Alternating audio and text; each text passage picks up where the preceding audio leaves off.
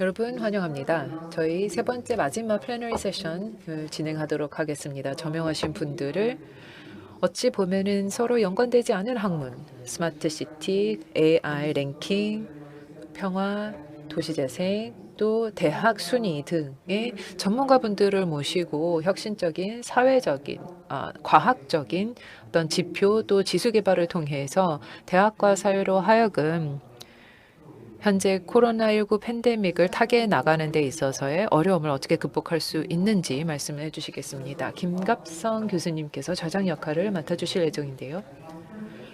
김 교수님께서는 연세대학교 도시공학과 교수님이십니다. 마이크를 드리도록 하겠습니다. 네, 안녕하십니까. 저는 김갑성입니다. 연세대학교 교수입니다. 이번 세션의 좌장으로서 저희 이번 세션에 대해서 간략하게 그 배경에 대해서 말씀을 드리겠습니다. 17개 SDG가 글로벌하게 환경, 사회, 그리고 지속 가능성을 위한 세계적인 지속 가능성을 위해서 다양한 목표와 지표들이 2017년에 마련됐습니다. 하지만 그때만 하더라도 이런 팬데믹이 도래할지는 전혀 몰랐습니다. 사회적 불평등이 많이 악화됐다라는 것에 대해서 우리는 알고 있습니다. 팬데믹 때문에 더욱더 심화가 됐었죠.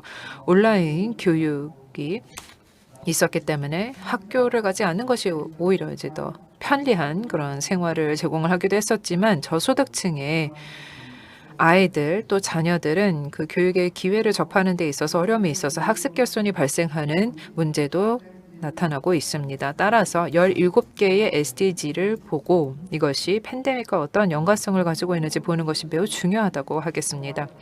이번 세션을 통해서 저희는 이 다양한 이 지수와 지표들이 우리 코로나19를 극복하는 데 있어서 우리 사회적으로 어떻게 대응을 해 나가는 데 도움을 줄 수 있는지 논의를 하도록 하겠습니다. 연세대학교 그리고 타임스 고등교육 측의 전문가 분들을 모시고 말씀을 듣도록 하겠는데요. 우선은 이정훈 교수님 오셨습니다. 스마트 도시 인덱스 SDG 관련해서 말씀해 주실 예정입니다.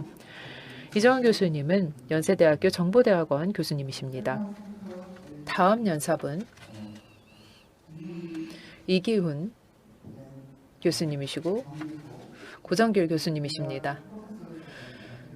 두 분 모두 연세대학교 교수님이시고 두 분께서는 AI 랭킹에 대해서 말씀을 해주실 예정입니다. 다음으로는 도시재생 발표를 김영찬 교수님께서 맡아주실 예정이고요. 마지막으로는 필 바티님께서 대학 임팩트 랭킹에 대해서 말씀해 주실 예정입니다. 지금 현장에 직접 라이브로 오시는 것이 아닌 사전 녹화 영상을 제출해 주셨습니다. 발표를 듣고 나서 저희가 마이클 데마님과 함께 질의응답 시간을 갖도록 하겠습니다. 프레시맨 틸러드 매니징 디렉터이신데요. 저희가 시간이 짧기 때문에 각각 발제자분들께 각 15분밖에 드리지 못하는 점 양해 부탁드리겠습니다. 또 저희가 발제 끝난 다음에 질의응답 시간을 갖도록 하겠습니다. 이제 마이크를 이정훈 교수님께 드리도록 하겠습니다. 안녕하십니까? 오늘 함께하게 돼서 매우 기쁩니다. 제가 GEF에 와서 발표를 하게 된 것이 이번이 두 번째인데요. 저는 오늘 스마트 시티 인덱스에 대해서 말씀드려 보도록 하겠습니다. 사실 저희가 또 이런 플랫폼을 통해서 저희 인덱스를 발표한 것은 이번이 처음인데요. 사실 우리가 또 팬데믹 이후에 사회, 경제, 도시 변화가 많이 발생하였습니다. 우리가 일하는 방식, 또 생활 방식, 또 노는 방식도 바뀌고 있죠. 특히나 또 우리가 일하는 방식이 많이 바뀌고 있다라고 하셨겠는데 이로 인해서 또 도시 공간에도 많은 영향을 미치고 있습니다. 또한 이번 팬데믹을 통해서 디지털 기기를 더 많이 사용하고 있는데 또 취약계층 경우에는 인터넷 접근성도 어렵고 그러다 보니까 또 이러한 상황에서 더 큰 어려움을 겪고 있는 것 같기도 합니다. 또한 경제 변화로 인해서 또 노동력의 변화도 발생을 하게 되었고요. 그래서 중소기업들이 또 큰 어려움을 겪고 있기도 합니다. 산업 변화도 마찬가지이죠. 온라인 비즈니스가 더 성장을 하는 동시에 또 전통적인 산업들은 큰 피해를 입고 있는 상황입니다. 그래서 굉장히 여러 가지 도전 과제가 있고 또 부정적인 도전 과제도 있고 이에 대해서 대응을 해나가야 하는 상황인데 또 물론 이런 상황에서 새로운 혁신도 많이 발생을 하였습니다. 또 새로운 혁신을 일으킬 수 있는 방법에 대해서도 많은 아이디어가 나오고 있고요. 자, 저는 이제 플랫폼이라는 것을, 이 스마트 시티라는 것을 바로 또 이러한 변화를 수용할 수 있는 하나의 플랫폼이라고 생각을 합니다. 그래서 특히나 바로 혁신을 이끌어낼 수 있는 플랫폼이라고 생각을 하는데요. 그래서 지난 10년간 스마트 시티를 실제로 이러한 방향으로 나아간 것을 볼 수가 있습니다. 그래서 저희가 2017년부터 시작했기 때문에 그래서 이제 이번에 한 것은 세 번째 버전인데요. 2012년부터 스탠포드 경영대학원에서 모델이 시작이 되었었습니다. 이제 그 당시에 제가 안식년차 여기에 있었는데요. 도시가 어떠한 방식으로 변화를 해 나가고 있는지 이제 특히나 스마트화 해가는 과정에 대해서 보는 겁니다. 특히나 또 300개가 넘는 서비스, 인프라, 프로젝트 등에 대해서 평가를 하는 것입니다. 자, 그러면 제 결과를 좀 말씀드리자면요. 물론 서비스 전체 분야를 보았습니다. 그래서 도시 내에서도 어떠한 스마트 서비스를 제공하는지를 보았고요. 그리고 보면 매년 교통은 가장 빨리 성장하는 분야다라는 것을 볼 수가 있습니다. 그런데 지난 2, 3년간 보았을 때 건강 그리고 특히나 공중보건 분야가 급격하게 증가한 것을 볼 수가 있습니다. 그 외에도 디지털 서비스도 많이 증가를 하였고요. 그러한 와중에 혁신적인 서비스도 많이 증가를 하여서 그래서 경제 회복을 돕고 있습니다. 이러한 서비스 중에서도 보시면 여기에 표시된 도시들이 있죠. 암스테르담, 서울, 바르셀로나 이러한 도시들이 선두적인 도시들이다라고 할 수가 있겠습니다. 다양한 서비스를 혁신하는 데 있어서 좋은 성과를 보여준 도시들이고요. 그 다음 슬라이드를 보면 도시 인텔리전스입니다. 그래서 이 경우에는 특히나 4차 산업혁명 기술을 도입한 현황을 평가한 것인데요. 41% 그래서 이 스마트 서비스 인프라 프로젝트가 도입된 도시들이 41%인데 그리고 또 한 35% 정도가 IoT, 빅데이터를 현재 검토하고 있는 것으로 나타났습니다. 이제 이를 다양한 분야에서 구현을 해 나가겠다는 것이고요. 자, 그리고 또 공중보건이라거나 전반적인 헬스 분야에서도 AI 기술이나 머신러닝을 적용을 하면서 다양한 서비스에 활용하고 있는 것을 볼 수가 있습니다. 또 서울도 좋은 성과를 보이고 있는 것으로 나타나고 있는데요. 이 도시 인텔리전스와 관련하여서 서울, 다음에 바르셀로나, 암스테르담, 헬싱키 순으로 나타났습니다. 자, 그 다음으로는 도시 지속 가능성에 대해서 보게 된다면 이 서비스 인프라 프로젝트 등에서 보면은 바로 이런 도시 이 지속 가능성과 관련된 것이 한 40% 이상인 것으로 볼 수가 있습니다. 이 중에서도 물이라거나 또는 인프라 등등에서도 볼 수가 있고요. 특히나 여기에서는 많은 유럽 도시들이 여기서 앞서가는 것을 볼 수가 있습니다. 암스테르담, 코펜하겐 같은 도시들인데요. 실제로 암스테르담 같은 경우에는 순환 경제 도시로 유명하죠. 다양한 도시를 활용하여서 도시 지속 가능성을 이어나가기 위해서 노력을 기울이고 있는 것을 볼 수가 있습니다. 다음은 도시 혁신인데요. 사실 이것은 도시의 성장 면모를 보는 데 있어서 이 점이 굉장히 중요하다고 생각합니다. 여기서는 두 가지 측면을 보는데 하나는 혁신적인 프로젝트 현황을 보는 것이고 또 한 가지가 바로 리빙 랩입니다. 다시 말해서 시민들과 함께 협력을 하는 것인데요. 그래서 리빙 랩이 얼마나 광범위하게 존재를 하고 있는지 그리고 또 이를 뒷받침하기 위해서 어떠한 생태계가 있는가를 보는 것인데 여기서 보시면은 리빙 랩의 경우에는 암스테르담이 가장 높은 것을 볼 수가 있습니다. 그 다음으로 또 헬싱키의 경우 가장 혁신적인 도시인 것으로 나타났습니다. 로봇 등을 포함한 다양한 프로젝트를 진행을 하고 있고요.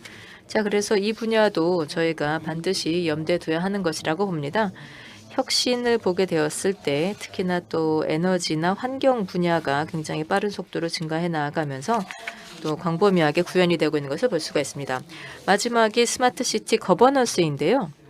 여기에서는 7개의 도시가 지속 가능성을 3대 전략 구상 중에 한 가지로 꼽은 것을 볼 수가 있습니다.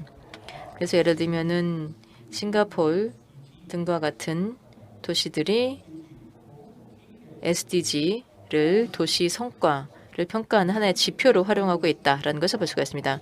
전 세계적으로 이 31개 도시를 보면은요. 그리고 또 이 도시들의 스마트 시티 전략을 보게 된다면 사회적 포용도 근래 들어서 부각되고 있는 것을 볼 수가 있습니다. 지속 가능성과 환경 사이에서의 균형을 어떻게 찾을 것인지, 또 에너지, 특히나 신재생 에너지의 일상화도 근래 들어서 굉장히 많이 중시되는 주제인 것을 볼 수가 있고요. 그래서 이와 관련해서 근래 들어서는 많은 도시들이 전략을 바꾸면서 이러한 SDG의 방향으로 나아가고 있는 것을 볼 수가 있습니다. 자, 그래서 제가 지금까지 결과를 대략적으로 말씀드렸고요. 그러면 결론적으로 말씀드리자면 테스트벳 또는 혁신이라는 것이 지난 3년간 또 굉장히 각광받은 것을 볼 수가 있습니다. 그래서 특히나 이와 관련된 이 혁신과 관련된 지역이 크게 증가한 것을 볼 수가 있고요. 그리고 에너지나 환경과 관련된 혁신이 특히 많이 증가한 것을 볼 수가 있습니다. 자, 그리고 또 AI나 기술을 많이 활용하고 있는 것을 볼 수가 있는데, 특히나 AI가 다양한 측면에서 활용이 증가하고 있는 것을 볼 수가 있습니다. 사실 이제 과거에는 주로 이 교통 분야에서 많이 활용하였는데, 이제는 헬스도 크게 증가를 하게 되면서, 그래서 이 인텔리전스도 특히나 다른 분야, 특히나 헬스 분야에도 많이 증가하고 있는 것을 볼 수가 있습니다. 그래서 이 얼반 인텔리전스가 앞으로도 몇 년간 빠른 속도로 증가할 것으로 보이고요. 그리고 이제 마지막으로는 사회적 포용인데, 이 디지털 격차 문제를 해소하고 또 이러한 기술을 활용하여서 또 좋은 방향으로 또 에너지나 환경뿐만 아니라 또 사회적 포용이라는 좋은 방향으로 기술을 활용해 나가고자 하는 움직임을 볼 수가 있습니다. 자, 그래서 코로나 이후에 도시들이 어떠한 모습으로 변화해 나갈 것인가를 알려주는 하나의 좋은 지표라고 할 수가 있겠고요. 스마트하고 또 지속 가능한 도시를 실현해 나가는 데 있어서 어떠한 방향으로 나아가야 할지에 대해서도 보여준다고 할 수가 있겠습니다. 마지막으로 저희 보고서는 이 웹사이트에서 찾아보실 수가 있고요. 저희는 IFM, 인게이지 또 케임브리지 대학과 함께 협력을 해서 이 보고서를 함께 더 분석을 할 예정입니다. 한 120페이지에 걸친 보고서인데요. 31개 도시를 분석한 결과입니다. 지난 1년 반에 걸친 작업이기 때문에 또 굉장히 좋은 내용이고, 이 사이트에서도 찾아보실 수가 있고요. 그래서 전 세계적으로 스마트 시티의 현황에 대해서 보실 수 있는 좋은 자료입니다. 경청해 주셔서 감사드리고 좋은 하루 되시길 바랍니다. 감사합니다. 네, 발표 감사합니다. 또한 시간을 아주 짧게 말씀해 주셨기 때문에 다음 발표는 한 5분 이상 더 사용을 하셔도 될 것 같습니다. 다음에는 AI 랭킹에 대해서 말씀을 해 주실 예정인데요. 이 교수님 또 고 교수님께서 말씀을 해 주실 예정입니다. 발표보다는 두 분께서 대담으로 진행을 해주시는 것으로 알고 있는데요. 말씀해 주시면 되겠습니다. 네, 감사합니다. 네, 발표를 할 건데요. 우선은 이제 저희가 발표 자료를 띄워놓고 말씀을 드리도록 하겠습니다. 이기현 교수님과 제가 사실 저보다는 이기현 교수님께서 어떻게 하면은 우리가 좀 더 분석을 지능적으로 할 수 있을까? 기관들이 SDG 목표에 대한 의지를 가지고 있는 것을 어떻게 우리가 좀 더 지능적으로 분석을 할 수 있을지, 특히 이런 분석을 하는 데 있어서 AI를 어떻게 사용할 수 있을까? AI 애널리틱을 사용을 해서 각각의 기관들이, 특히 학교들이, 대학기관들이 SDG 목표를 달성하는 데 있어서 어떤 식으로 움직이고 있는지 를 볼 수 있기 위해서 노력을 해보자라고 말씀을 해주셨습니다. 슬라이드를 띄워주시면 말씀을 드리겠는데요. 우리가 어떻게 하면 좋을까라고 연구 방향에 대해서 한번 생각을 해보게 됐습니다. 우선 전통적으로 우리가 보통 SDG 관여도라고 하는 것을 측정하기 위해서는 이런 전통적인 방법을 사용을 했었습니다. 예를 들어서 THD와도 같은 기관은 정량적인 데이터와 매트릭스를 취합을 해서 이것을 각각의 기준 대비 다 랭킹을 하는 것이었죠. 이게 되게 수작업식으로 하는 것입니다. 예를 들어서 전력 사용량이라든지 물 사용량이라든지를 각각 한번 보고, 그리고 또 학술 논문 수 같은 것도 보고, 이게 니즈 베이스로 어떤 식으로 나왔는지를 보고, 이런 정량적인 통계치를 통해서 이 하나의 기관이 SDG에 관여를 어느 정도 하는지를 보곤 했습니다. 혹은 엘스비어 같은 경우는 이런 방식을 사용하기도 했었는데요. 다양한 그 기관 내에 학자들이, 연구진이 연구하는 다양한 논문에 대한 키워드를 분석을 하는 식으로 분석을 시도했었습니다. 엘스비어 같은 경우는 엘스비어의 그 소재하고 있는 데이터베이스에서의 키워드를 분석을 해서 어떻게 보면 암묵적으로 이 해당 기관의 연구진이 어떤 연구 분야에 초점을 맞추고 있는지를 보려고 했던 것이죠. 이거 외에도 우리가 분석 방법을 할 수 있는 다른 방식들이 있을 것이라고 생각합니다. 뭐 예를 들어서 비정형 데이터를 잘 활용을 할 수 있는 그런 기회들도 있을 것입니다. 보통 고등교육기관이나 연구기관들은 어떤 뭐 동영상을 제작하기도 합니다. 홍보 동영상이라든지 홍보 영상을 만들기도 해서 이런 홍보 동영상 내에 이 맥락을 분석을 해서 실제 이런 홍보 동영상들이 어떤 메시지를 전달하고자 하는지를 보려고 하는 것이 있겠습니다. 이들 홍보 동영상을 분석을 해보니 SDG 관련된 팩터에 대한 얘기가 혹시 나오지는 않을까라고 보는 것이 있고요. 혹은 이 고등교육 기관들이 텍스트적인 언어적인 데이터를 제시를 하는 것도 있습니다. 이것에 대해서는 좀 더 나중에 더 말씀을 드리겠고요. 혹은 이 각 그 기관이 내놓는 어떤 광고 혹은 브랜딩 등에 대한 자료가 있을 것입니다. SDG와 우리가 관여를 하고 있다라는 것을 어떤 광고나 애들을 통해서 보여주려고 하지는 않나라는 것도 하나의 방법이 될 수 있겠습니다. 사실 제가 이 결과를 깊이 있게 보지는 않았고 이기환 교수님은 사실 저보다는 좀 더 그 결과를 텍스트 데이터 기반에서 어떤 결과가 추출이 됐는지 말씀을 해주실 것이고요. 그리고 이 텍스트 데이터를 어떻게 우리가 분석해서 SDG의 관여도를 볼 수 있는지 말씀을 해주실 것입니다. 예컨대 그 기관장 총장의 연설이라든지 혹은 그 기관 전체적인 어떤 공고가 없었는지, 그리고 또 관여의 방향을 보려고 할 수 있습니다. 뭐 과거에 우리가 어떤 것을 했는지가 아니라 과거에 어느 정도의 뭐를 사용을 했고 전력을 사용했고 어떤 논문을 썼는지가 중요한 게 아니라 앞으로 무엇을 해야만 하는지, 무엇을 할 것인지와도 같은 그런 의지가 담겨 있는 메시지, 이것을 텍스트 분석을 통해서 볼 수 있다고 생각합니다. 여기 샘플 데이터를 저희가 한번 활용을 해봤습니다. 대학 전반에 걸쳐서 이 리더들이 특히 이제 각각의 대학 총장 분들께서 말씀을 했던 내용, 이런 공개 말씀 자료 같은 것을 보았습니다. 사실 모든 대학들의 그 총장의 말씀 자료가 공개된 것은 아니었기 때문에 제가 THE 그 랭킹 순위 대비 이렇게 좀 높은 순위권에 있는 학교, 한국, 미국, 영국 학교들을 한번 저희가 선정해봐서 이들 학교들의 홈페이지를 저희가 보면서 이 총장분들의 말씀 자료를 찾아보려고 했었습니다. 저희가 TH 랭킹 순위권, 높은 순위권에 있는 한국 기관의 말씀 자료를 찾을 수는 있었지만 영국은 찾지 못한 것도 있습니다. 그래서 하버드, 스탠포드, MIT, 예일, 듀크 그리고 캠브리지 대학교를 저희가 말씀 자료를 찾을 수 있어서 6개를 해외 기관으로 선정을 했고요. 5개 국내 기관으로는 연세대, 서울대, 고려대, 한양대학교, 성균관대학교를 선정을 한 바 있습니다. 다음 슬라이드를 보시면 이 모델을 어떻게 설계를 했는지 말씀을 드리겠는데요. 여기서부터는 이 교수님께서 말씀을 해주시겠습니다. 네, 고 교수님 감사합니다. 네, 데이터를 던져주셨고 저는 데이터를 모델을 통해서 분석을 했었고, 여기 제 슬라이드가 올라가 있나요? 네, 제가 저걸 보도록 하겠습니다.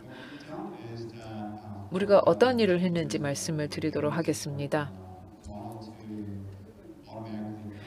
이 모델을 저희가 만들어서 자동적으로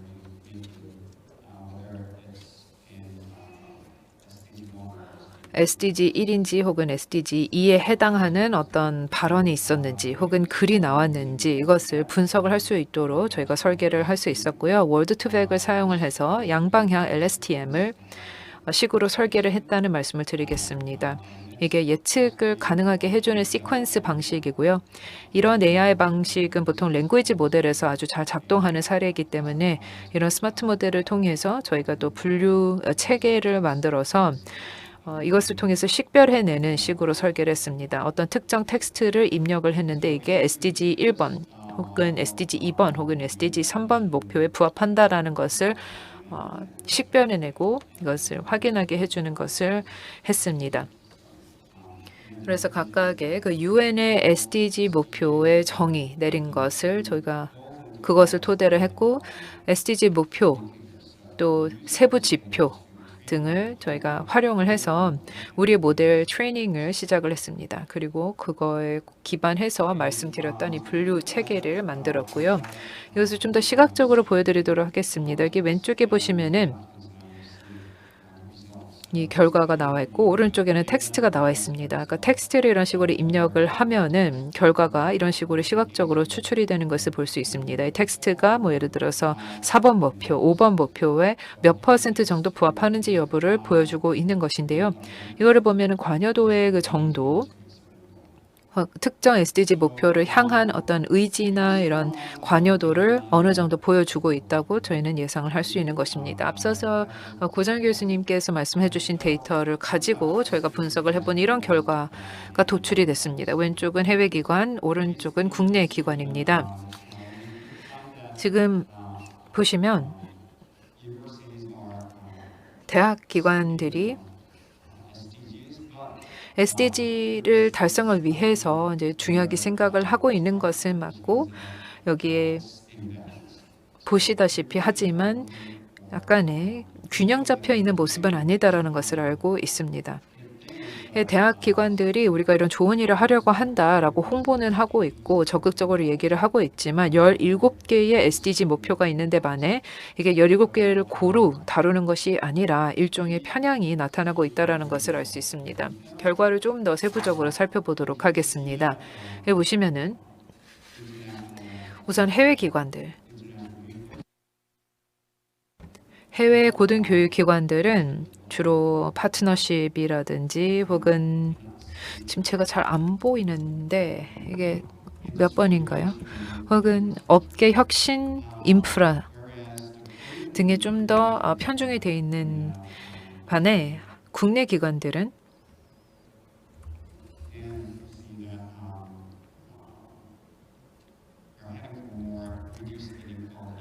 불평등을 감소시키는 것 등에 좀 더 치중하고 있는 것을 볼 수 있습니다. 따라서 국내 기관과 해외 기관이 어떤 부분에 초점을 맞추고 있는지가 약간 차이가 있다는 것을 말씀을 드릴 수 있겠고요. 오른쪽에 나와 있는 저 숫자들은 일종의 지표, 일종의 지수입니다. 이 지수가 이 랭킹과는 무관하다는 말씀을 드리겠습니다. 이 숫자들은 이 정도 수준의 관여도를 가지고 있다는 것을 나타내고 있습니다. SDG 목표 달성에 어느 정도 관여도를 가지고 있는지 보통은 0.6% 미만에 있습니다.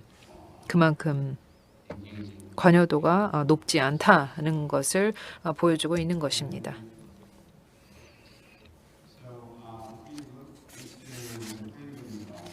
국내 기관, 한국의 그 대학 기관의 결과를 좀 더 깊이 있게 살펴보시면 우선 4번 목표, SDG의 4번 목표인 양질의 교육 목표 같은 경우는 코로나19 이전 이후를 한번 저희가 살펴보면은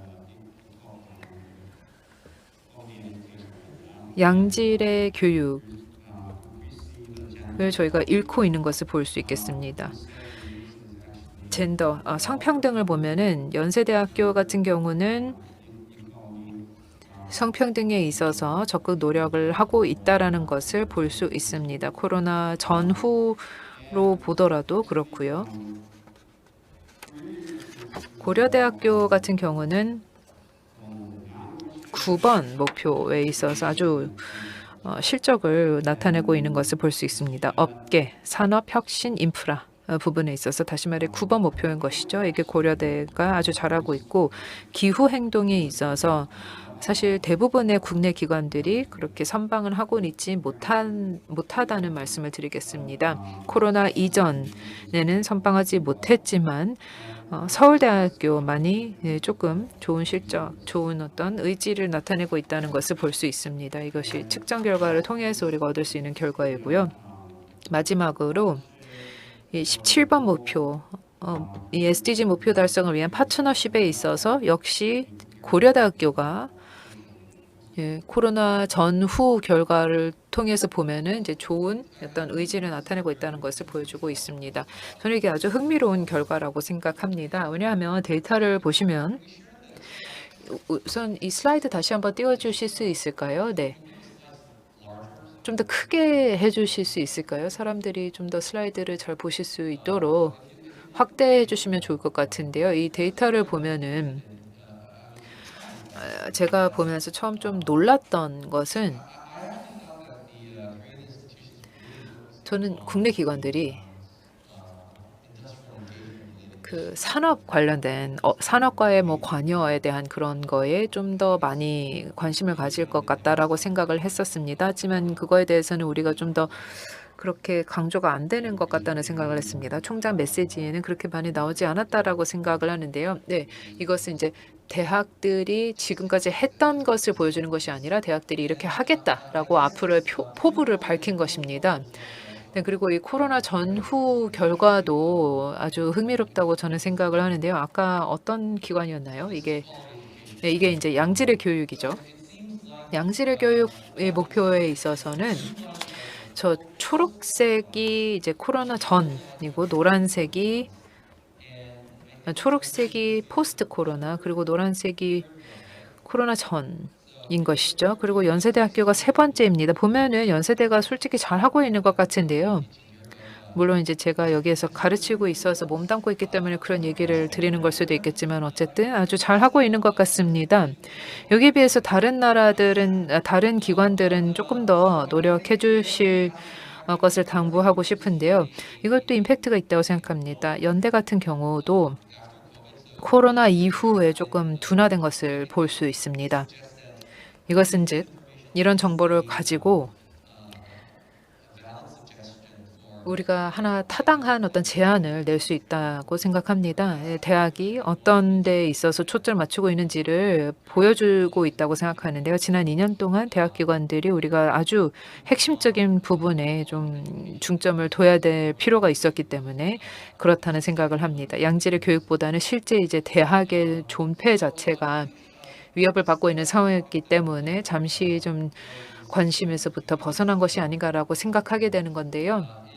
저 김 교수님께도 말씀을 드리고 싶은 것이 이 데이터 같은 경우 제가 이제 데이터를 드렸지만 이기현 교수님께 말씀을 드리고 싶은 게 혹시 데이터에서의 편향은 없었는지 혹은 이제 데이터를 가지고 활용을 하는 데 있어서 어려움은 없었는지 왜냐하면 모델 자체는 사실 영어라는 언어를 위해서 트레이닝을 받았기 때문에 제가 알기로는 말씀 자료를 영어로 번역을 하고 그다음에 그 정보 입력을 할 수밖에 없었다라고 알고 있는데요. 그렇다면 그 번역에서부터 나타난 어떤 오류나 편향에 있어서 어떤 이슈가 없었는지 궁금합니다.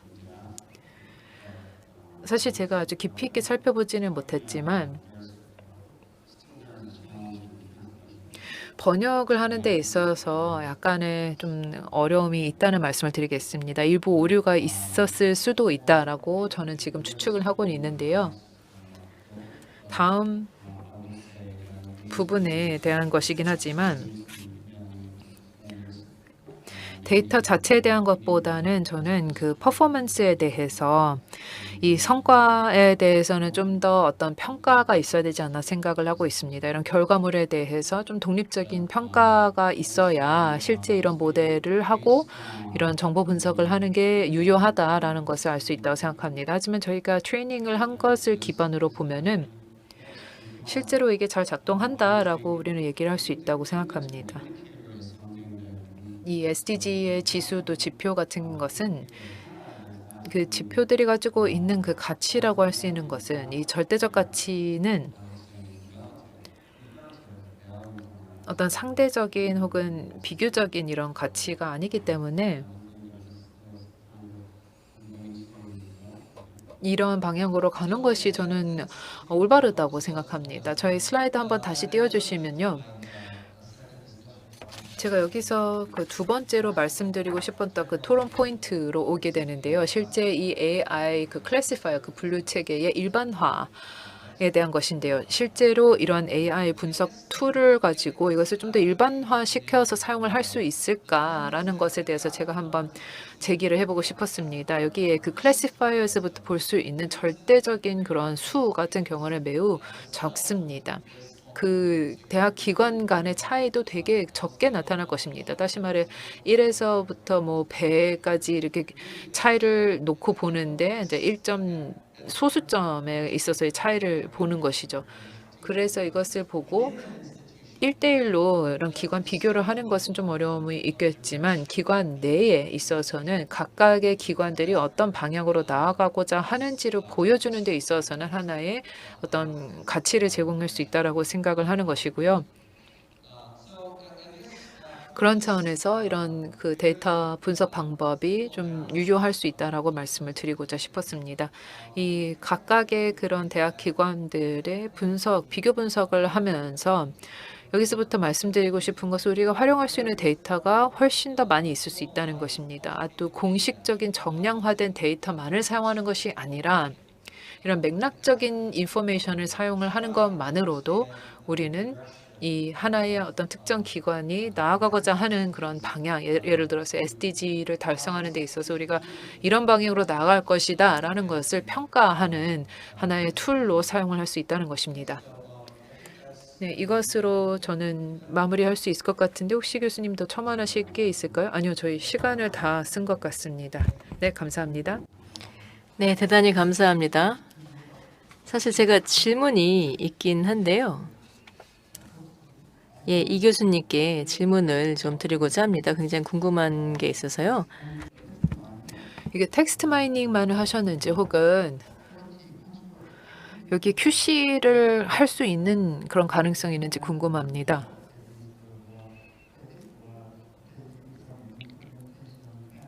예, 여기 크레딧만을 보신 건지 혹은 임플멘테이션 플래닝과도 같은 이런 행동 계획 같은 것도 예를 들어서 이제 그 총장분들께서 뭐 행동 계획을 발표한다든지 막 이런 것도 여기에 모델을 통해서 이게 분석이 가능한 건지 궁금한데요.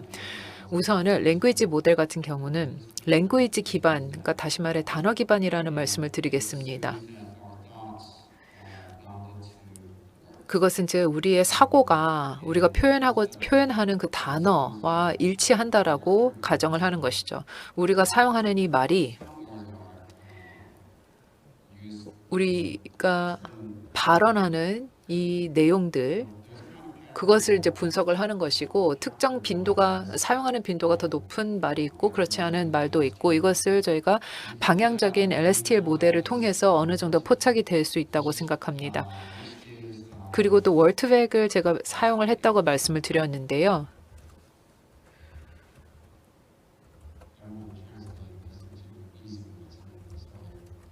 이게 제가 어떻게 좀 쉽게 설명할 수 있을까 고민을 하고 있는데 월트백 같은 경우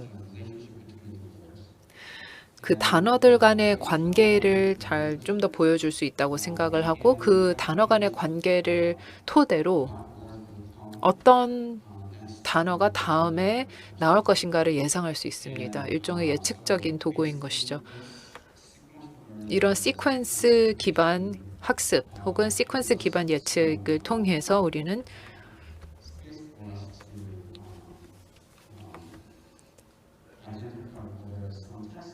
어떤 특정 텍스트가 어떤 카테고리에 들어갈 것인지 그걸 범주화할 수 있게 합니다.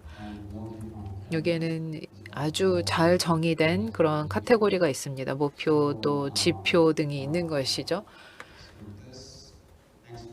그래서 그것을 활용을 하는 것이었기 때문에 아주 좋은 모델이 나올 수도 있다라고 생각을 합니다. 왜냐하면 어떤 그 사용할 수 있는 단어들이 제한적일 수밖에 없고 한정돼 있기 때문에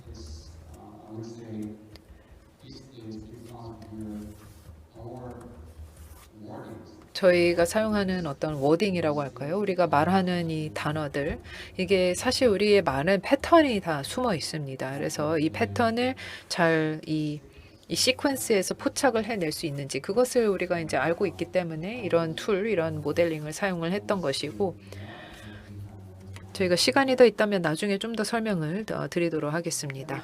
네, 감사합니다. 네, 그러면 다음은 김영찬 교수님입니다. 연세대학교 미디어 커뮤니케이션과 교수님이신데요. 도시 리제너레이션에 대해서 말씀해 주시도록 하겠습니다.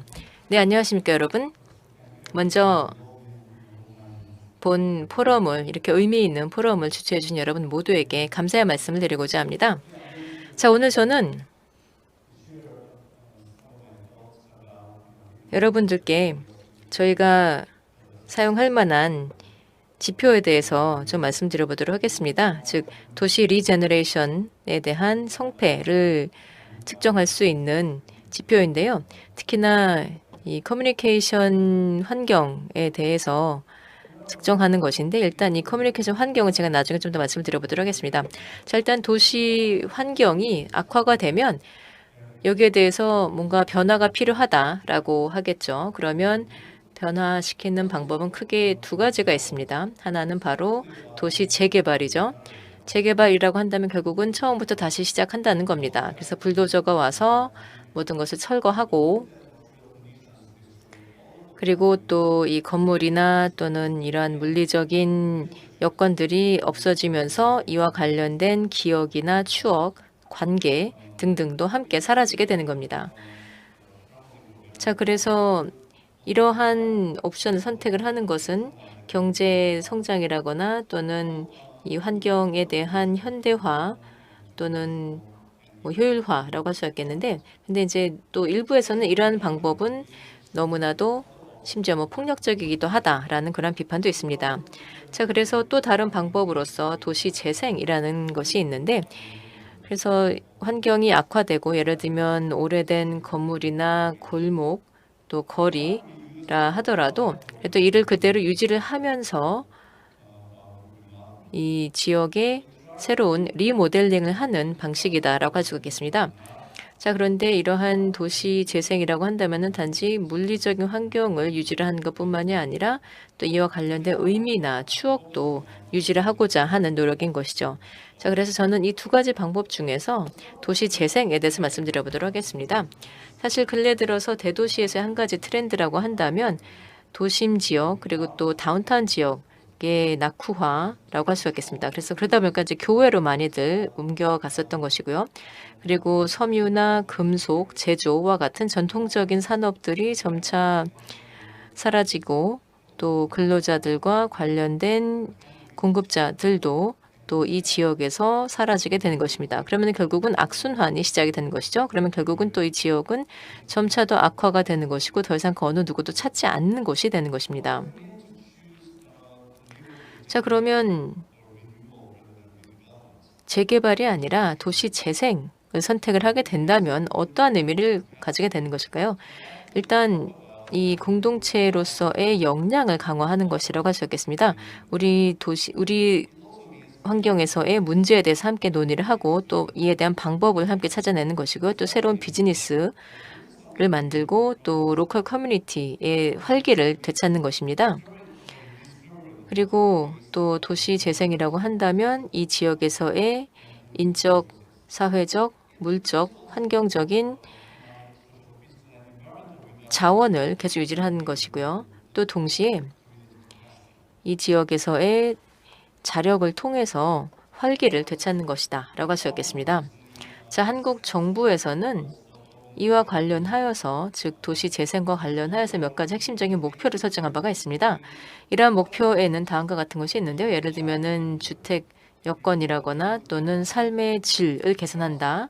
또 그 외에도 도시 환경의 활력을 되찾고 일자리 창출, 또 로컬 현지 공동체의 재생, 그리고 또 젠트리피케이션의 대응입니다. 자, 그리고 이와 관련하여서 또 몇 가지 지표도 설정하였습니다. 예를 들면은 도시 재생의 성패를 측정하는 데 있어서 한 가지 기준은 SOC가 어느 정도 확장이 되었는가, 또 한 가지는 또 공실이 된 집이라거나 또는 공공주택이 어느 정도 제공이 되었는가 등도 측정을 하고요. 또 그 외에도 이 현지의 투자와 관련된 지표도 있습니다. 예를 들면 뭐 유동 인구라거나 또는 기업의 매출 등도 포함이 되고요.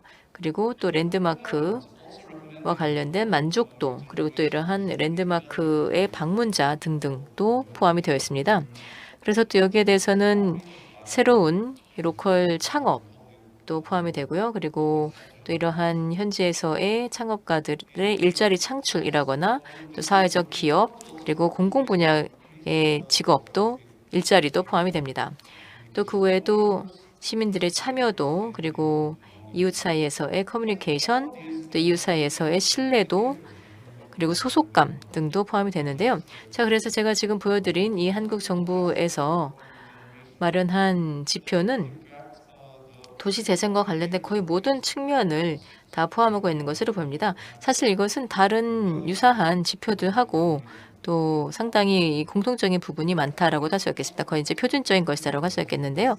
자, 그런데 한 가지 좀 중요한 지표가, 그러니까 대부분의 도시 재생 지표에서 한 가지 좀 중요한 지표가 빠진 것이 있는데, 그것이 바로 이 로컬 차원에서 자신들의 스토리를 할 수 있는 역량이라고 할 수가 있겠습니다. 그래서 만약에 이 도시 재생 노력이라는 것이 로컬 커뮤니티를 활성화하는 것을 목표로 한다면, 그러면 이 현지 차원에서 스토리텔링을 할 수 있는, 자신들의 스토리를 말할 수 있는 역량도 보여야 한다는 겁니다. 자신들의 스토리, 자신들의 문제, 자신들의 아젠다를 전달할 수 있는 역량이 있어야 된다는 것이죠. 그래서 이것을 바로 커뮤니티 스토리텔링 커패시티라고 하는 것입니다. 자, 그렇다면 이러한 스토리텔링 역량이라고 한다면 사실 이는 또 이 지역의 특화적인 인프라를 토대로 만들어야 되는 것입니다. 그것이 바로 커뮤니케이션 인프라라고 할 수 있겠는데, 그렇다면 커뮤니케이션 인프라는 무엇인지 말씀드려보도록 하겠습니다. 이 커뮤니케이션 인프라 이론에서 저는 이를 다음과 같이 정의를 하고 있습니다. 커뮤니케이션 행동이라는 맥락에서 만들어진 커뮤니티의 스토리텔링 네트워크다라는 겁니다. 자, 일단 이러한 네트워크가 먼저 있어야 되는 것이죠. 스토리텔링 네트워크가 있어야 되는 것인데, 여기에서는 이 지역의 거주자들과 또 커뮤니티 단체들, 또 현지 미디어가 서로 간에 이런 스토리텔링을 장려하는 겁니다. 그래서 이제 이들은 서로 분리된 또는 고립된 주체들이 아니고요. 그래서 이제 개인들도 이런 스토리를 할 수가 있겠지만 함께 모여서 이런 스토리텔링이 더욱 강화되는 것이죠. 그래서 이 지역에서의 이슈나 또는 아젠다에 대해서 논의를 하고 이렇게 하게 됨으로써 또 이 지역의 고유의 맥락이 여기에 반영이 되는 것입니다. 그리고 이런 커뮤니케이션 인프라의 또 한 가지 층이라고 한다면 바로 이 커뮤니티 환경입니다. 그래서 이것을 커뮤니케이션 액션 컨텍스트라고 할 수 있겠는데요. 커뮤니케이션 액션 컨텍스트라고 한다면 이를 통해서 이 지역에서 커뮤니케이션 인프라 네트워크가 더 강화되거나 또는 약화될 수가 있습니다. 예를 들면은 아이들이 학교에서 집으로 걸어오는 것을 두려워하는, 예를 들면 범죄 위험 때문에 이를 두려워하는 가족들이 많다면, 그러면 사실 또 서로 이웃들이 만나서 유대감을 나누고 또 지역의 커뮤니케이션 자원을 공유할 만한 가능성이 좀 더 적을 것입니다. 또 예를 들면 이 지역의 주민들이 또 외부에서 예를 들면 다양한 뭐 육아 서비스를 모색을 한다거나 또는 이 커뮤니티의 자원을 활용한다라고 한다면 또 그만큼 서로 간에 교류를 할 가능성이 더 높아지겠죠. 그래서 결국은 이 커뮤니티나 또는 이 도시 재생이라고 한다면 결국은 바로 이런 커뮤니케이션 액션 컨텍스트를 재활성화하는 것 하고도 연관이 되는 것으로 보입니다. 그렇긴 하지만 또 여기에서 더 나아가서 스토리텔링 네트워크로까지 이제 이를 활성화시킨다라는 데까지 나아가는 모습은 잘 보이지가 않는 겁니다. 자, 그렇다면은 이런 스토리텔링 네트워크가 얼마나 많이 만들어져야 하는지, 그리고 이를 얼마나 강화를 해야 되는지, 그리고 이것이 도시 재생에서 어느 정도의 목표 비중을 차지해야 되는지를 한번 생각을 해보았습니다. 사실 이 로컬 커뮤니티의 역량, 즉 이런 스토리텔링 네트워크를 강화할 수 있는 이 커뮤니티의 역량이야말로 결국은 이 커뮤니티를 재활성화할 수 있는 데 있어서 핵심이라고 할 수가 있기 때문입니다.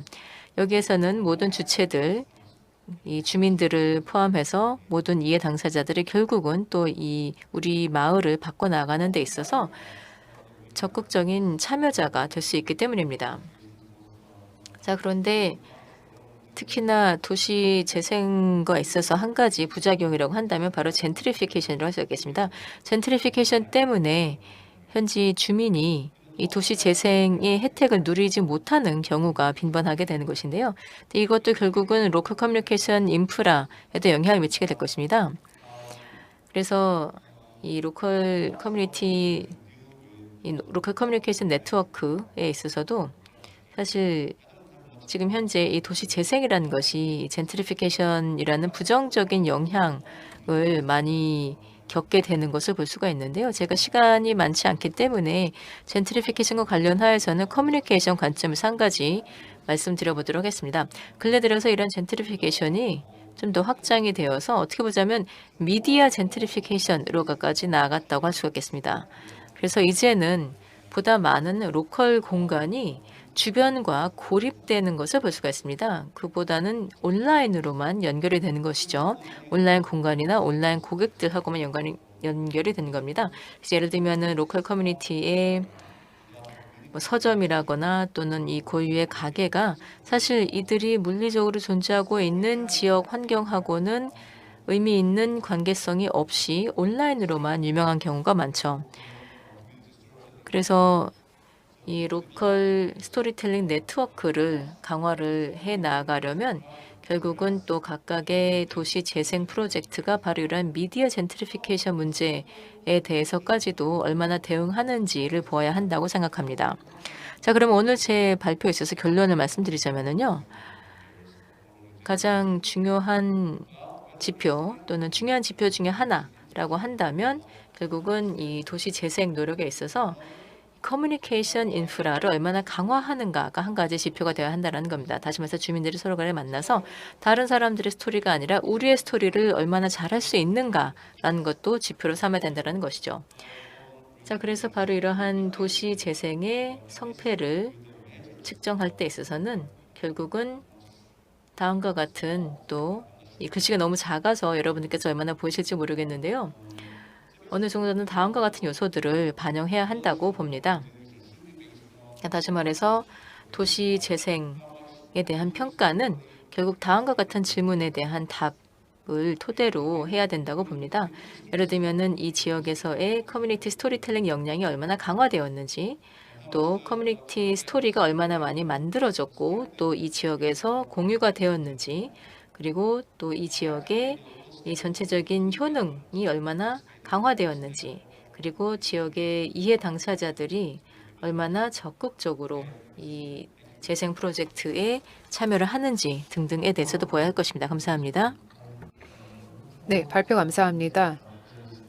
어떤 지수가 나오기를 기다리고 있었는데요. 어떤 숫자는 제시하지 않으셨지만 아주 흥미로웠던 것 같습니다. 도시계획을 하는 데 있어서 아주 오래된 그런 하나의 관심 분야이죠. 시민들의 참여가 커뮤니티 차원에 있어서 매우 중요한데 이것을 잘 확보하는 것이 쉽지가 않습니다. 그래서 토론 시간에도 저도 교수님께 질문을 드리고 싶은데요. 팬데믹 상황에서 우리가 어떻게 그런 역량을, 그러니까 커뮤니티 지역사회 역량을 어떻게 더 개발시킬 수 있을지 말씀 부탁드리겠습니다. 다음 발표는 필바티님께서 해주실 예정인데요. TH에서 오셨습니다. TH에서 그 대하 랭킹에 대해서 말씀을 해주실 예정인데요. 사전 녹화된 영상을 보내주셨습니다. 그래서 함께 시청하시도록 하겠습니다. 네, 안녕하십니까. 저는 필베티입니다. 저는 TH 타임스 고등교육의 최고 지식 책임자입니다. 이 자리에 올 수 있게 되어서 대단히 영광스럽고 또 기쁘게 생각합니다.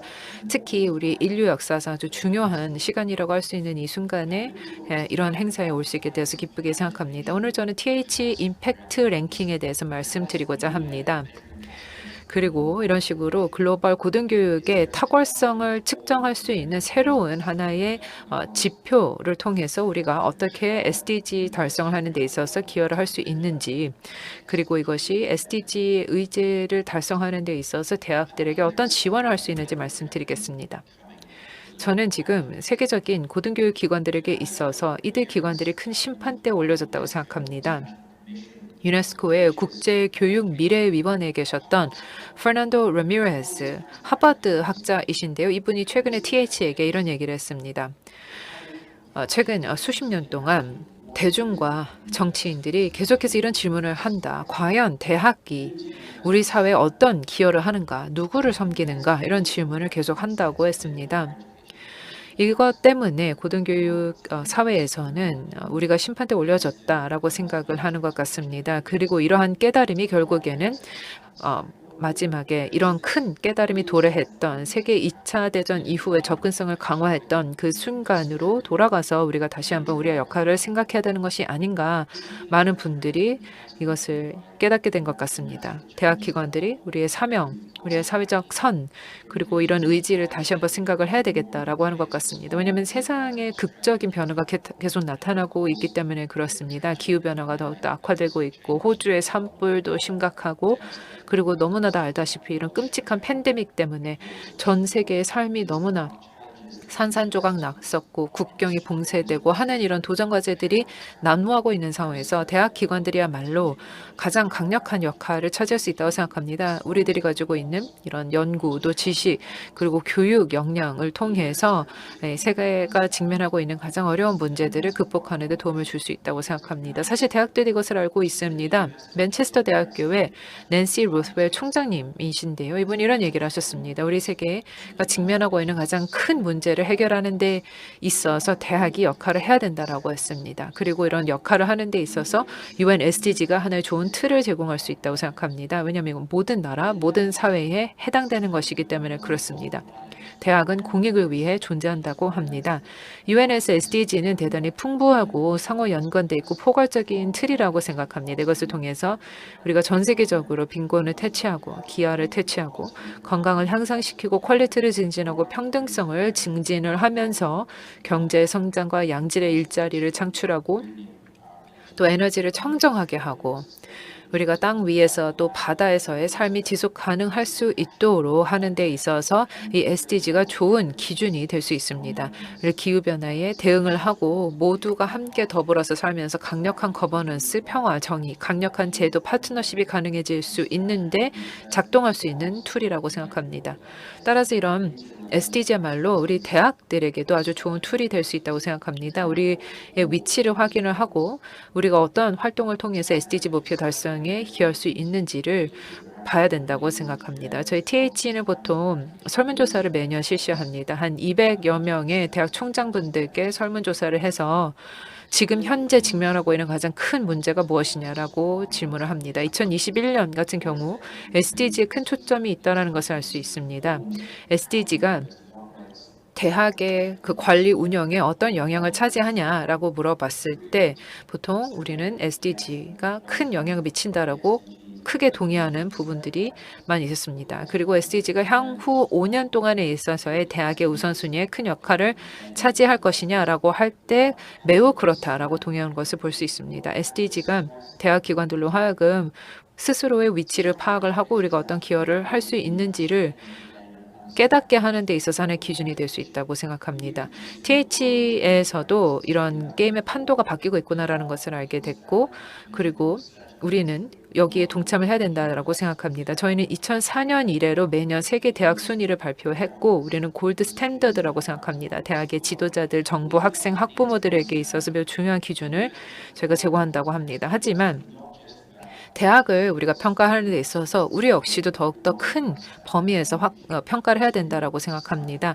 대학은 단지 어떤 학술적인, 학문적인 임팩트 또 탁월성만을 지향을 해야 되는 것이 아니라 사회적인 어떤 경제 성장 또 사회 개선에도 대학이 기여를 해야 됩니다. 그래서 저희가 임팩트 랭킹이라고 하는 것을 2019년에 새롭게 마련을 해서 SDG를 향하는데 대학이 어떤 기여를 하고 있는지 보려고 했습니다.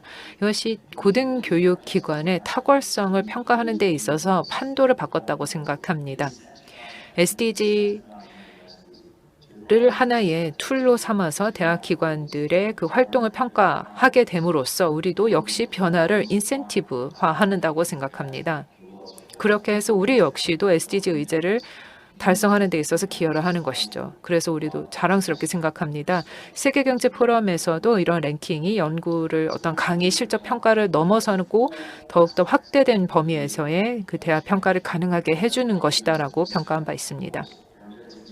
저희가 이제 어떻게 하는지 말씀을 드리자면 우리는 이제 대학의 리서치, 다시 말해 연구 활동도 보고 또 새로운 지식을 창출한다거나 어떤 기술적인 혁신을 어떤 식으로 발전시켰는지도 물론 당연히 봅니다. 재생 가능한 에너지 또 효율적인 에너지 연구를 어떻게 하고 있는지 그리고 농업 시스템 설비를 어떻게 개선을 해서 식량 안보도 기아 퇴치에 기여를 하고 있는지 SDG의 모든 부분에 대해서 우리가 보고합니다. 그만큼 연구가 중요하다고 하겠습니다. 그리고 대학 기관의 책임 있는 운영도 보곤 합니다. 대학이 캠퍼스를 지속 가능하게 돌보고 있는지 대학의 구성원들도 돌보고 있는지 평등을 지향하고 있는지 예를 들어서 여성 임원들, 여성 고위직 직원들이 많이 있는지 그런 여부도 보고 있습니다. 그리고 대학이 다른 파트너들과 제휴를 할 때 업계 혹은 민간 부문 혹은 공공 부문 정부와 NGO와 파트너십을 어떤 식으로 맺고 있는지도 보곤 합니다.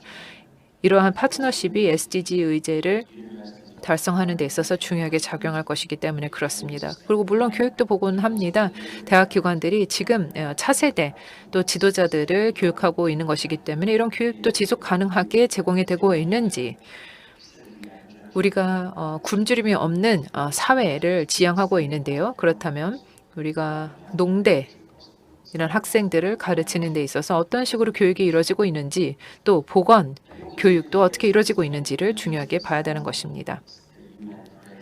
유엔이 SDG를 위해서 아시다시피 17개 목표를 설정을 했고 169개 지표 그리고 23개 각각의 고유한 타겟을 마련을 했습니다. SDG 프레임워크 내에서 대학 기관, 고등교육 기관이 명시적으로 많이 노골적으로 명시가 되진 않았지만 대학들이 필수적인 역할을 차지해야 된다고 생각합니다.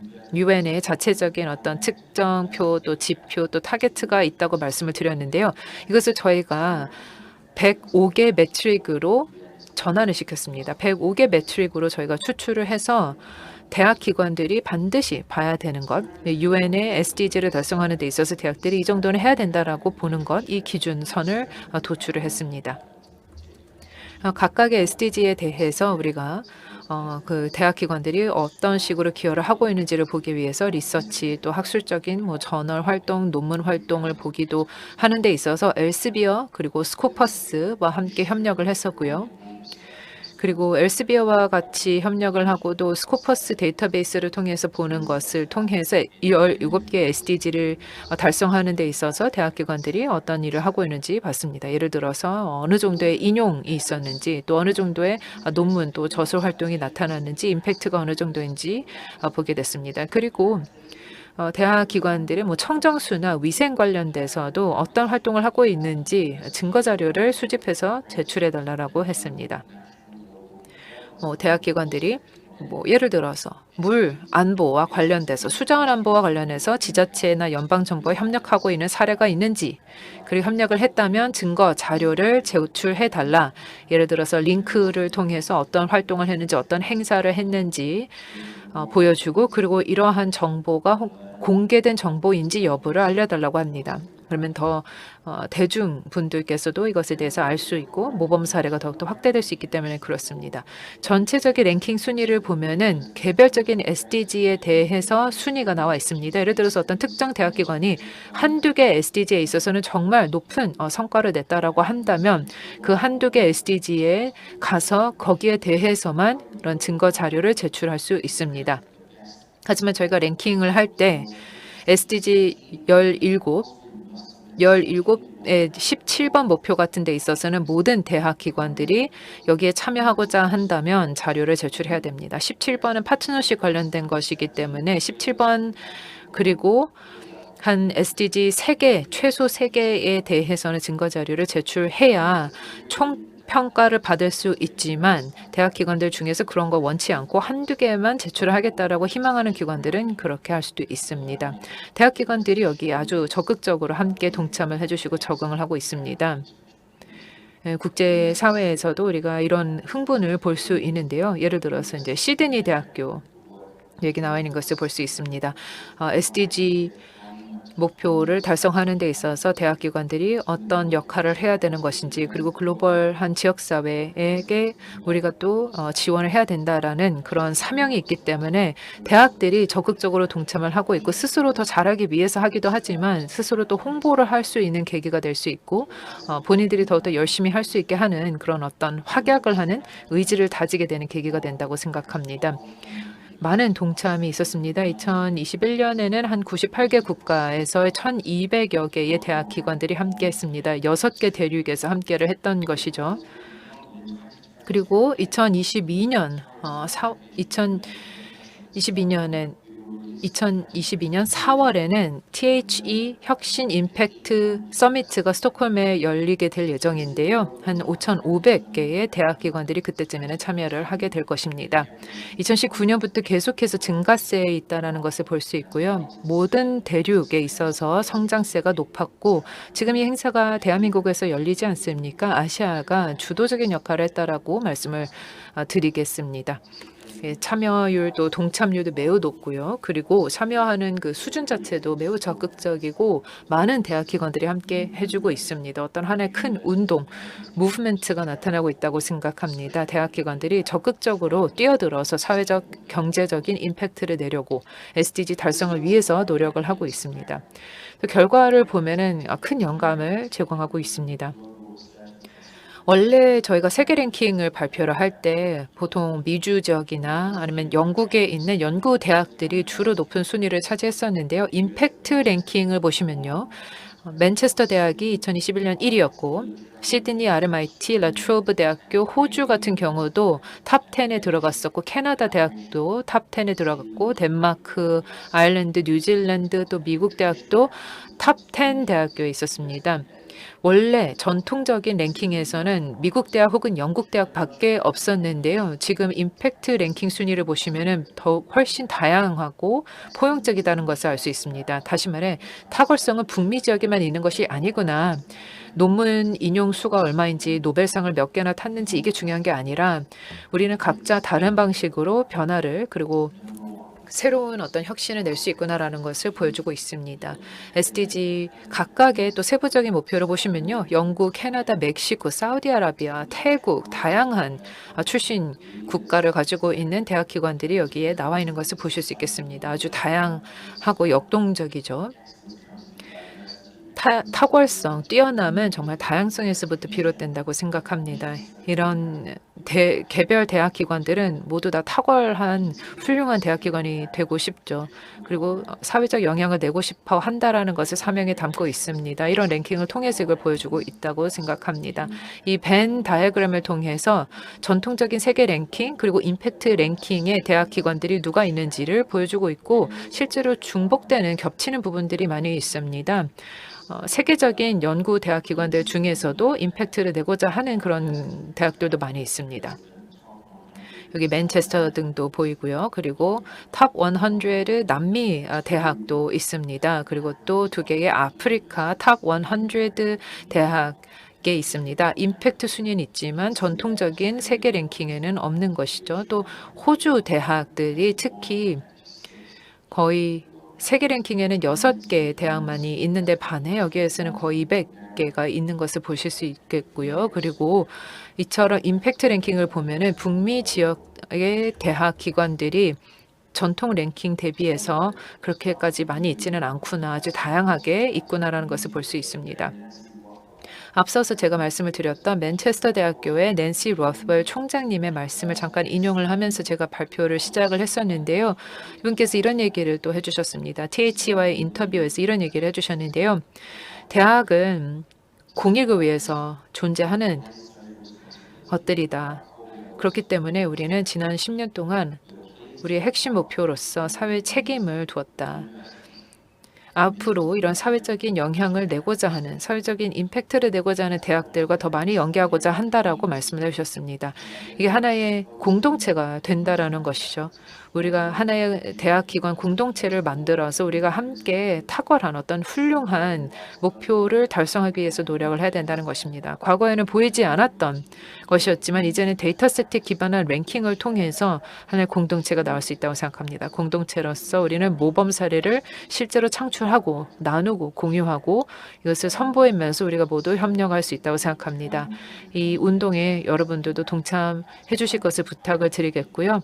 th.com에 연락을 취하시거나 혹은 저를 연락을 해주시면 되겠습니다. phil@th.com 소셜미디어 @th Times Higher Ed로 연락을 취해 주시면 되겠습니다. 이번 세션에 이런 중요한 행사 함께 할 수 있게 되어서 기쁘게 생각합니다. 이런 노력, 이런 움직임을 계속해 나가기를 바랍니다. 여러분들과 같은 이런 흥미로운 이런 공동체 함께 할 수 있게 되어서 기쁘게 생각하고요. 경청해 주셔서 감사드리고 앞으로 계속해서 SDG 목표를 달성하는 데 있어서 적극 노력하는 대학기관 공동체에 동참해 주실 것을 부탁드립니다. 감사합니다. 네, 지금 동영상으로 시청을 하셨는데요. 굉장히 좋은 발표였습니다. 혹시 여러분께서 아시는지 모르겠는데 연세대학교가 임팩트 랭킹에 있어서 전 세계 유수의 대학 중에 하나입니다. 작년에는 전 세계 30위, 한국에서는 1위를 차지한 바가 있고요. 자, 그럼 이제 자유토론 시간을 갖도록 하겠습니다.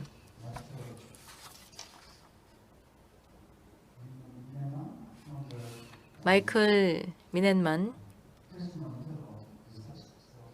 프레시먼 힐번 리서치에서 함께 해주고 계신데요. 자, 그러면 지금까지의 발표에 대해서 인상을 말씀해 주시고 좀 더 말씀 부탁드립니다. 예, 감사합니다. 먼저 제가 오늘 들으면서 특히나 두 가지가 상당히 인상 깊었는데요. 한 가지 모든 발표에서 계속 나왔었던 말이 바로 책임성이었습니다. 어카운터빌리티였었는데요. 사실 이제 우리가 측정이라거나 또는 인덱스에 대해서 이야기를 할 때 물론 여기에는 과학도 있죠. 그래서 이런 수학적인 기법이라거나 통계학적인 기법이 있지만 그런데 사실 우리가 SDG라는 차원에서 이를 이야기를 한다라고 하면 이것은 결국은 책임성하고도 연결이 되는 것이라고 봅니다.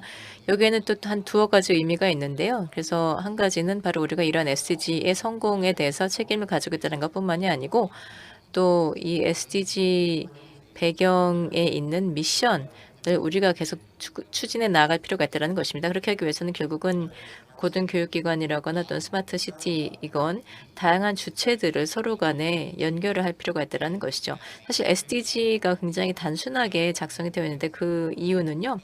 일단 이것을 하나의 그 펑션으로서, 그 기능으로서 서로 간에 잘 이해하기 쉽고 또 여기에 대해서 책임감을 가질 수 있도록 하는 것이기도 하고 또 한 가지는 이를 커뮤니케이션 하는데도 수월하게 하도록 하는 것입니다. 이렇게 하게 됨으로써 협력을 하는 데서도 그만큼 더 수월해지도록 하는 것이고요.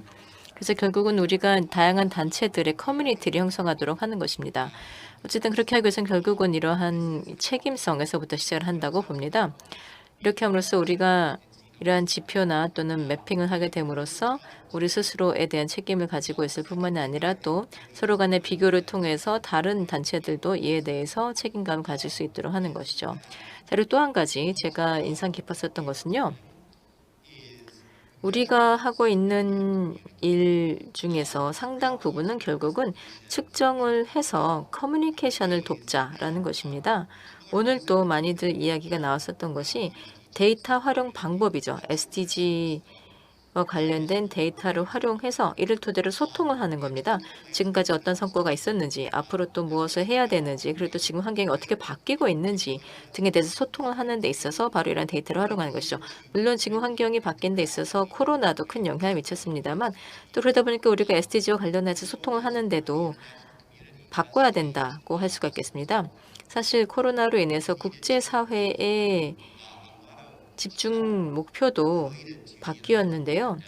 그래서 국제 팬데믹과 관련된 이런 논의 속에서 우리가 또 계속 주시해야 되는 추가적인 커미트먼트가 있다라고 강조를 해야 된다는 겁니다. 물론 이것이 뭐 커뮤니티라고 한다면 뭐 대학 커뮤니티이건 또는 지역 커뮤니티이건 도시 커뮤니티이건 간에 이제 이런 커뮤니티들도 여기에 참여를 해야 될 것이고 또 미디어 커뮤니티도 중요하겠죠. 그리고 또 제가 하는 분야에서는 기업들 또 그 외에도 다양한 주체들의 커뮤니티에 참여를 독려해야 될 것입니다. 네, 컨설턴트로서 뭐 국가 또 기업 대비해서 많은 노력을 하고 계시는 걸로 알고 있는데요. 질문을 드리고자 합니다. 요즘 하나의 키워드가 ESG이지 않습니까? 환경, 사회, 거버넌스. 이게 SDG랑 좀 비슷한 부분들이 있는데요. 여기에 대해서 이제 어떤 정의를 해주실 수 있을까요? 네, 저는 이게 상호 연관된 그런 개념이라고 생각합니다. SDG에 대해서는 우리가 몇 년 동안 좀 익히 알고 있었지만 ESG, 환경, 사회, 그리고 거버넌스가 특히 이제 기업에서는 아주 인기 있는 하나의 키워드였던 것 같습니다. 지난 한 5년 동안 하나의 키워드, 버즈워드가 됐다고 생각합니다. 핫하게 됐던 것이죠. 기업 내에서 지속 가능성 보고서를 작성을 해서 낸다든지 그런 ESG 활동도 있는가 하면 ESG 관련돼서 투자를 하는 그런 분들도 있습니다. 예를 들어서 나는 투자를 하는데 ESG 지수 펀드에 투자를 할 수도 있는 것이죠. ESG 활동을 적극적으로 펼치는 그런 기업에만 투자를 하는 그런 투자자도 있는 것입니다.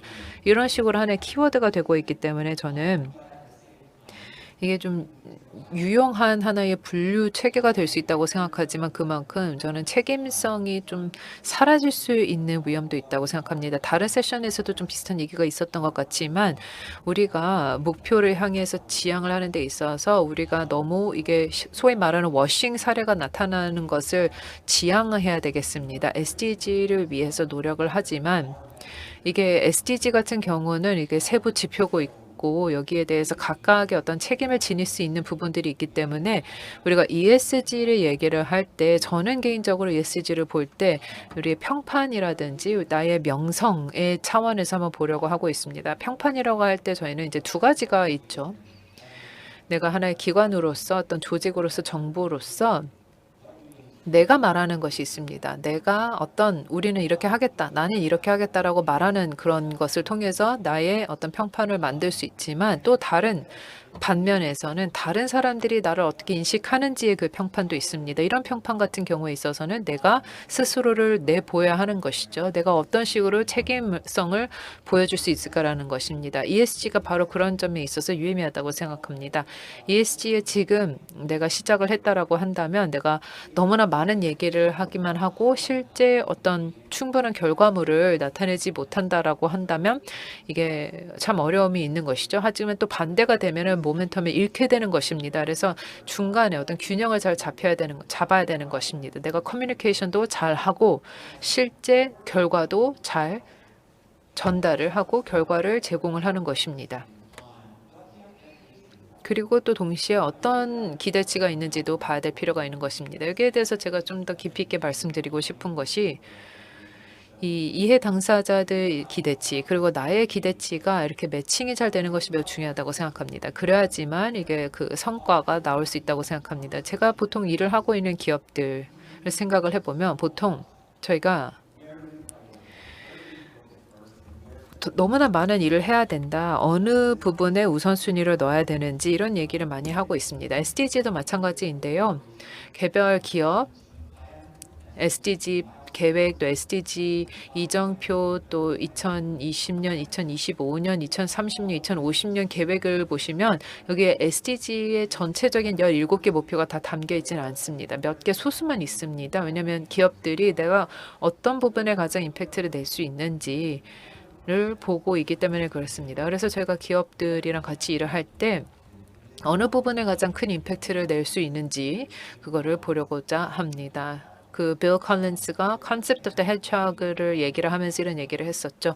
각각 기업이 우리가 잘 할 수 있는 것을 잘 알고 그리고 내가 최소의 자원을 투입을 해서 어떤 부분에 있어서 가장 큰 이런 임팩트를 낼 수 있을까라고 하는 것을 보는 것이죠. 그래서 우리 기업들이 가장 임팩트를 낼 수 있는 부분이 어디인가라는 것을 알게 해주는 것이 매우 중요합니다. 기업들이 어떤 부분에 기대치가 있는지를 볼 수 있으면 거기에 임팩트 그리고 어떤 변화가 나타날 수 있다고 생각합니다. 이게 SDG에 있어서 정말 중요한 요소인데요. 우리 기업에게 자문 역할을 할 때 ESG뿐만 아니라 이제 다른 얘기를 할 때 우리가 이런 얘기를 늘 합니다. 스스로를 위한 목표를 설정을 하는 것뿐만이 아니라 변화를 일궈내기 위해서 우리가 어떤 주도적인 역할을 할 수 있는지를 봐야 된다라고 하고 있습니다. 그래서 그 기업 차원의 내부적인 노력뿐만이 아니라 다양한 그 이해 당사자들과 어떤 식으로 협력을 해야 되는 것인지를 보고자 합니다. 네, 좋은 설명 감사드립니다. 자, 그러면 질문 한 가지를 더 드리자면은요. 지금 현재 이 팬데믹과 관련해서 지난 2년간 계속 이어지고 있는 이런 상황에 대해서 아직도 우려가 많은데 그러면 기업들이나 또는 국가들의 좋은 사례를 좀 말씀해 주실 수 있을까요? 예, 물론입니다. 사실 지금까지 또 팬데믹 기간 동안에 가장 큰 단적인 예라고 한다면 제약업계라고 할 수가 있겠습니다. 우리 모두가 다 헬스케어 분야 또 제약 회사들이 제조해내는 의약품과 관련된 경험들이 다들 있으실 텐데요. 자, 그래서 우리가 우리 스스로도 그렇고 또 지금의 상황 때문에 다시 한번 보게 된 것이 이 제약 회사들이 얼마나 이 시장에서 또 빨리 변화를 이끌어내고 있는 것인가. 이를 통해서 또 우리의 생활을 다시 정상화하기 위해서 또 이들이 얼마나 빨리 변화를 가능케 하는가를 볼 수가 있었습니다.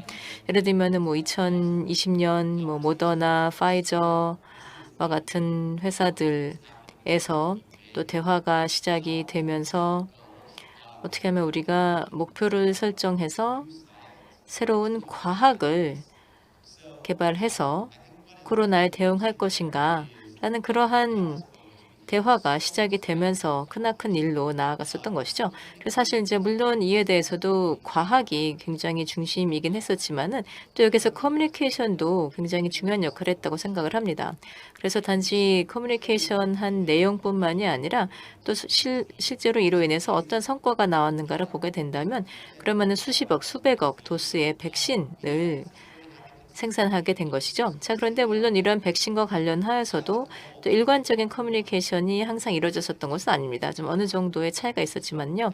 하지만 모두가 다 같은 목표를 가지고 있는 것은 바로 코로나를 극복해서 또 이 집단 면역을 이뤄내자라는 이제 그러한 목표를 가지고 있는데 그런데 어떻게 보자면은 이러한 최종 목표에 대한 커뮤니케이션 그리고 또 커뮤니케이션뿐만 아니라 투명성에 있어서 좀 어느 정도 뭐 물론 또 성공적인 곳도 있지만 그렇지 않은 곳들도 있었기 때문에 그래서 이제 이러한 목표를 달성하는데 아직까지는 좀 더 시간이 걸리고 있는 것을 볼 수가 있습니다.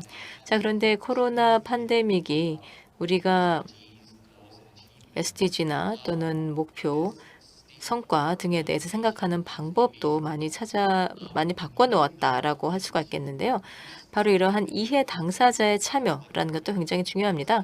그래서 이 코로나 백신처럼 이 세상을 바꾸는 뭔가를 만들어내는 것뿐만이 아니라 또 지금의 현황을 시의적절하게 커뮤니케이션하는 것의 중요성도 알려주었다라는 것이죠. 그렇게 함으로써 신뢰를 구축할 수 있다는 겁니다. 사실 어떻게 보자면 이것이 우리 사회에서 오래된 문제이기도 한데 코로나로 인해서 이 문제가 전면으로 부각되었다라는 것이죠. 이제 우리가 코로나를 극복하면서 점차 대응해 나가면서 이제 2022년, 2025년, 2050년과 같은 SDG라는 이 타임라인을 마주하면서 그렇다면 우리가 이 SDG에 대해서 어떻게 진전을 이끌어낼 것인지 또 이러한 진전에 대해서 어느 정도의 책임성을 가지게 될 것인지 그리고 또 우리가 이 관련자들에게 대해서 어떻게 이에 대해서 커뮤니케이션 할 것인지 대해서 계속 고민을 해봐야 한다고 봅니다. 사실 우리 사회가 변화를 해 나가는 데 있어서 뉴 노멀이라고 많이들 이야기를 하는데요. 또 뉴 노멀에 걸맞는 커뮤니케이션도 필요하다고 봅니다. 이해 당사자들의 참여가 있어야 된다는 것이죠. 모든 벤치마크나 또는 모든 벤치마크와 관련된 모든 커뮤니케이션에 있어서도 이해 당사자들이 직접 참여를 할 필요가 있다는 것인데, 그렇게 함으로써 우리 사회에서 점차 더 회의감이 높아진 이 사회에서 이러한 성과를 이뤄내기 위해서는 반드시 커뮤니케이션이 필요하다고 봅니다. 혹시 다른 패널 분들께 질문하실 게 있으면 질문을 받도록 하겠고요. 아니시면은 김 교수님께서 그 역량 강화에 대해서 중요하다고 말씀을 해주셨는데요. 팬데믹 시대에 있어서는 사실 우리가 대면 만나는 것 자체가 어렵기 때문에 이러한 것을 우리가 어떻게 역량을 키울 수 있을까요? 예, 제가 보기에는 사실 어떠한 이벤트이건 간에 다 양면이 존재한다고 봅니다. 한편으로는 팬데믹 동안에, 특히나 이런 팬데믹 상황 속에서는 많은 사람들이 이와 관련된 경험이 있었죠. 우리의 마을의 재발견인 것입니다. 왜냐하면은 지금까지 이 지역에 가게를 잘 안 가는 경우가 많은데, 그런데 코로나 기간 동안에 우리 주변에 무엇이 있는가를 많이 더 찾아보게 된 것 같습니다. 그래서 우리 지역의 가게나 장소를 더 찾게 되었다라고 할 수가 있겠고요. 또 다른 한편으로는 동시에 사람들이 또 모르는 사람을 만나는 것에 대해서 더 두려움을 가지게 된 것 같습니다. 또 많은 경우에는 이 본인들의 이러한 인간관계를 계속 유지하기가 어려운 경우도 있었고요. 또 저희가 최근에 설문조사를 마무리한 것이 있는데요. 여기에서 보면은 사람들이 자신들의 이 깊은 유대감, 예를 들면 가족이라거나 또는 지인들과의 이제 이러한 유대감이 팬데믹 기간 동안에 오히려 더 돈독해졌다라는 것을 볼 수도 있었는데요. 또 동시에 애초에 관계가 취약했었던 경우에는 더 취약해졌다라는 것을 볼 수가 있습니다. 그러니까 다시 말해서 결국 가족 관계나 또는 굉장히 친한 긴밀한 지인 관계에만 머물고 그 외 관계는 과거 대비 더 소홀해지게 되었다라는 것이죠. 자, 그래서 이것이 이 지역 사회에 있어서는 좋은 스토리이자 나쁜 스토리가 된다고 생각합니다. 다시 말해서 우리 지역에 대해서 생각해 볼 수 있는 기회가 되었지만, 그런데 또 우리가 이런 커뮤니케이션이라는 개념을 생각을 해보게 된다면 사실 이 지역에서는 기존의 커뮤니케이션 인프라가 있어야지만 사람들이 이를 활용을 할 수 있을 것입니다. 다시 말해서 우리 지역에 대해서 관심을 가지게 될 때 기존에 있는 커뮤니케이션 인프라를 활용해야 되는 것인데, 만약에 이것이 없다면, 기존의 자원이 없다면, 그래서 기존의 커뮤니케이션 인프라에 접근할 수가 없다. 그러면 우리 지역에 관심이 어느 정도 있다 하더라도 무엇을 해야 될지를 모르는 거죠. 뭘 해야 되는지, 처음에 어떻게 해야 되는지. 그래서 우리 지역과 좀 더 의미 있게 연결을 만들기 위해서 무엇을 해야 되는지 잘 알기가 어렵다는 것이죠. 그래서 지금이야말로 각 지역 사회별로 커뮤니케이션 인프라를 강화할 수 있는 좋은 기회라고 생각합니다. 단지 도시 재생이라는 차원에서뿐만이 아니고요. 그냥 우리 모든 지역에서 커뮤니케이션 인프라를 강화할 수 있기에 좋은 시점입니다. 네, 도심 그 재생 사업에 하면서 어떤 경우에는 시민분들께서 좀 고령이실 경우가 있어서 이제 본인들의 의견을 자발적으로 적극적으로 제시하지 못하는 경우가 좀 있더라고요. 시민의 참여가 정말 중요한데 그러면 그분들의 목소리에 잘 저희가 경청을 해야 되는데 그분들이 어떤 그 도시에 대해서 말씀을 하실 게 충분치가 않고 그럴 때 우리가 이제 촉진을 어떻게 시킬 수 있을까요? 이제 정부 리더로서 우리가 어떤 일을 해야 될까요? 예, 그래서 우리가 다양한 커뮤니티 중심의 단체가 필요하다고 생각합니다. 또 그 외에도 로컬 미디어도 좀 더 활성화되어야 되겠죠. 사실 우리가 지금 갖추지 못한 것이 이러한 것이라고 생각합니다. 특히나 한국과 같이 급속한 도시화가 진행이 되는 과정에서 이제 이러한 점이 좀 충분히 발달하지 못한 것 같은데요. 물론 언론도 여러 가지가 있죠. 미디어는 뭐 여러 가지가 있고 뭐 주류 미디어에서부터 다양한 미디어가 있는데 제가 수업 시간에 또 학생들한테 종종 물어봅니다. 신촌에서 소식을 알고 싶으면 어떤 미디어를 사용하느냐 물어보았습니다. 예를 들면 식당 정보나 또는 뭐 음악 공연 등에 대해서 정보를 알려고 하면 무엇을 보느냐라고 물어보았더니요. 연세 춘추에 대해서 모르는 학생들이 의외로 많았습니다. 다시 말해서 이런 굉장히 이 현지, 그러니까 이 지역 집중적인 미디어인데요. 그래서 단지 이 학교뿐만이 아니라 또 학교 주변 신촌까지 이제 커버를 하는데 그런데 이에 대해서 잘 모르는 경우도 있고 그리고 그 외에는 사실 또 우리 이 지역 사회에서의 현황에 대해서 파악할 수 있는 미디어를 찾는 것 자체가 어렵습니다. 그래서 바로 이런 이 고도의 로컬한 미디어를 갖추기 위해서는 또 이것이 좀 매력이 있어야 되겠죠. 그냥 단지 로컬 미디어라고 해서 그래서 유익하지 않은데 쓸 수는 없는 것이니까는요. 그래서 사람들이 의존할 만한 쓰고 싶어 하는 로컬 미디어가 있어야 될 것이고 그리고 또 커뮤니티의 단체들의 지원이 있어야 될 것이고요. 그러면 이러한 제도나 또는 미디어가 이 지역의 주민들에 대한 퍼실리테이터가 될 수 있지 않을까 생각합니다. 네, AI가 이런 데 도움을 줄 수 있다고 생각하시나요, 이 교수님? 네, 저는 그럴 거라고 생각하는데요. 고 교수님 어떠신가요? 네, 먼저 하시겠습니까?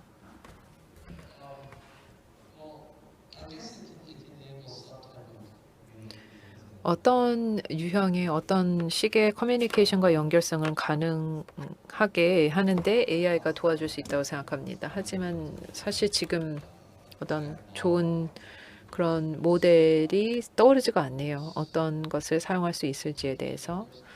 아니면 교수님 먼저 말씀해 주실 수 있을까요? 네, 저는 뭐 챗봇 같은 걸 생각을 했었고요. 요즘에는 컴패니언 봇이라고 하는 것도 많이 등장하고 있죠.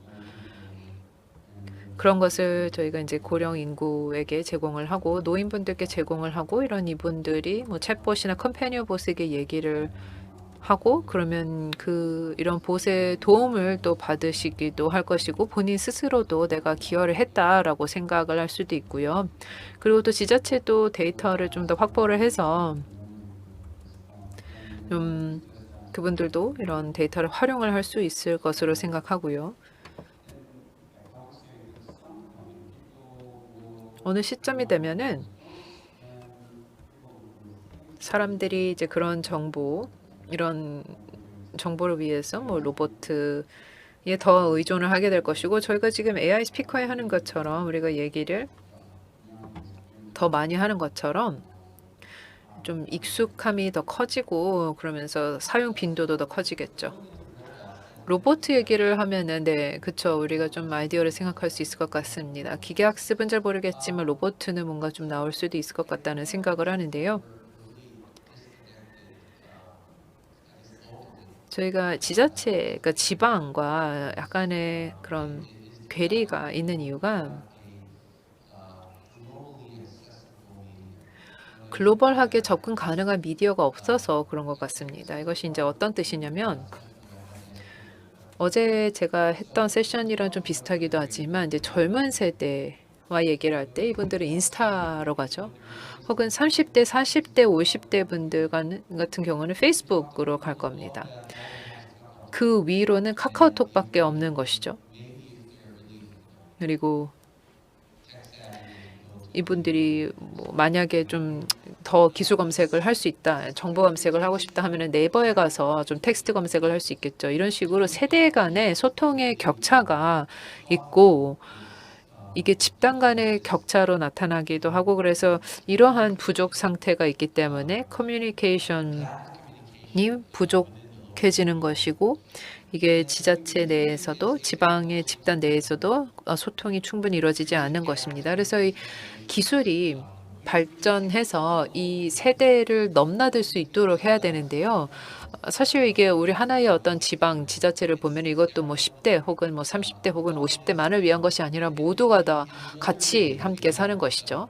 예전에는 우리가 신문이라는 것이 있었습니다.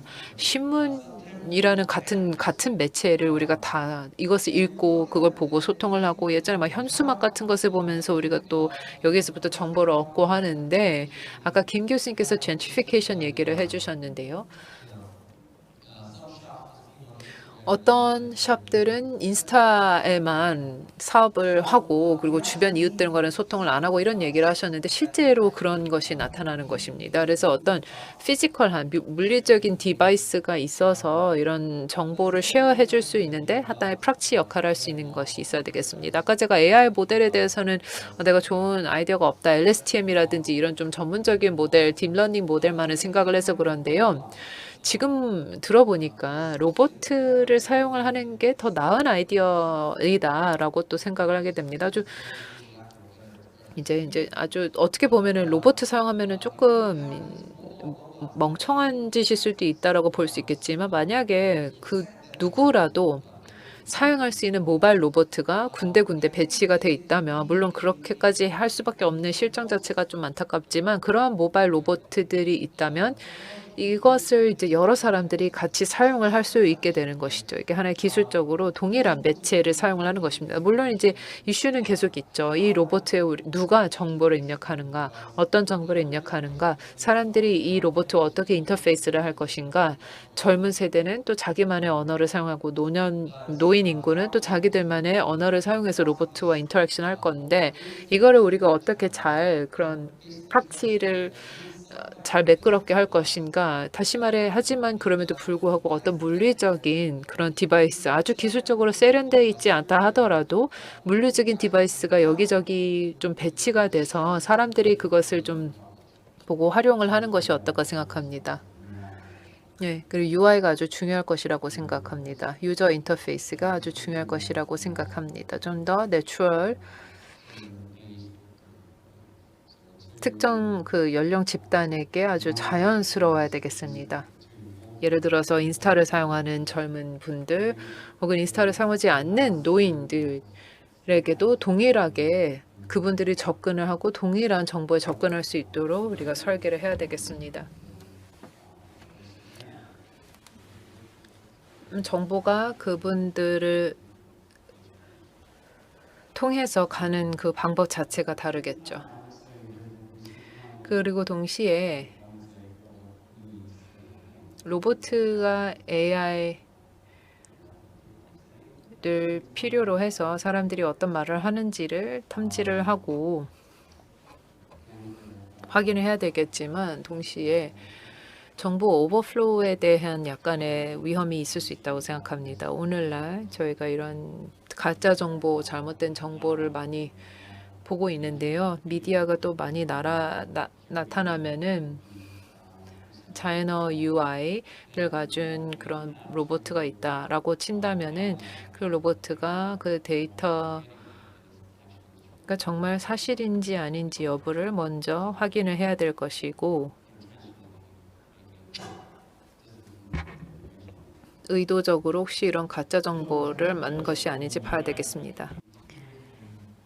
예, 사실 제가 팬데믹 때 경험을 말씀드려보자면요. 리빙 랩 프로젝트가 상당히 많은 것 같습니다. 그래서 다양한 시민들이나 이해 당사자들이 이런 프로젝트에 참여를 하는 것을 보았는데 근데 사실 이러한 프로젝트에서 어려움이 만나지 못한다라는 것이었습니다. 그래서 물론 온라인 툴, 줌 같은 이런 온라인 툴도 있지만은요. 어쨌든 저희가 최대한 혁신적인 방법을 찾아보았죠. 시민들로부터 어떤 의견을 모으기 위해서 어떻게 할 수 있는 것인가. 그래서 사실 이런 퍼실리테이터 역할이 과거보다 더 복잡해졌다라고 할 수가 있겠습니다. 어쨌든 이렇게 온라인, 오프라인으로 병행하는 리빙 랩이나 또는 시민 참여 세션 등을 진행을 하였는데요. 결국은 또 도시 차원에서도 기술이 굉장히 이 커뮤니케이션 플랫폼으로서 중요한 역할을 할 것이다 라는 것을 다시 한번 인식을 하게 되었다고 생각합니다. 자, 그리고 또 시민 참여 플랫폼과 관련된 프로젝트를 하려면 먼저 오프라인에서 좀 시작을 한 다음에 차후에 자동화된 단계로까지 나아가는 것을 많이 활용을 했었는데요. 그래서 시민들이 사용하기 쉬운 툴, 그래서 이러한 툴을 통해서 또 새로운 인사이트를 얻어낼 수 있도록 하는 것이었는데요. 예를 들면 저희가 뭐 일종의 토픽 모델링을 할 수도 있습니다. 그럼 이제 이분들께서 논의하는 것이 무엇인지에 대해서 이 토픽에 대해서 순위를 매기고 그리고 그 다음 세션 때는 또 이러한 주제를 중심으로 논의를 하는 것. 사실 이제 이러한 방식으로 이제는 기술을 활용을 하여서 이 시민들의 참여를 이끌어내는 것이 또 하나의 전 세계적인 추세가 된 것 같습니다.